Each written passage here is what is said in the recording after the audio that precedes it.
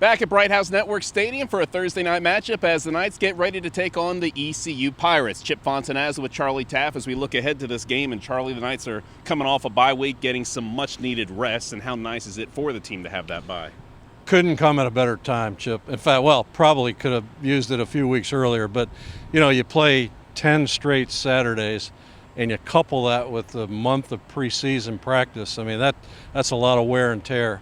Especially on a young football team. Older guys, can kind of handle it, roll with it. But, each of the last 2 seasons, while I was still coaching, we had 3 open dates over the course of a season. Yeah. So, this was desperately needed by this football team at this time.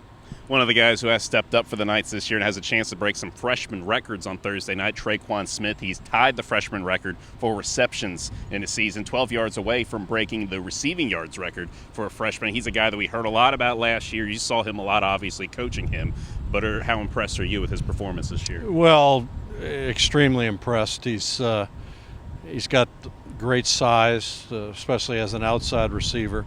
Length, he's got long arms, he runs well, he's learning how to run routes, learning how to distinguish between zone coverage and man coverage, and he's got big hands and soft hands. Obviously that catch he made at Tulsa was something special, but he's in great company now. I mean, J.J. Wharton, who had a pretty decent career here, and then my old coaching buddy Sean Beckton, so it's great for Traquan, and apparently he'll certainly break that record with 2 games left to play, and it'd be nice to get it in this game tomorrow night.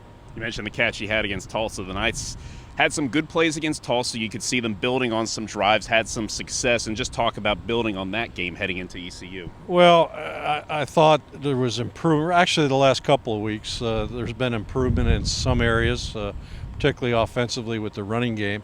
I thought, we took advantage of opportunities in that last game, which we hadn't always done this season. Namely, Tulsa turned the ball over, and it was a huge third quarter for UCF, and gave them, you can see when you get a few breaks and the momentum that's created by it, but close the gap, and certainly we're in that football game. And then unfortunately we had some turnovers there that led to the eventual loss. But the team played extremely hard.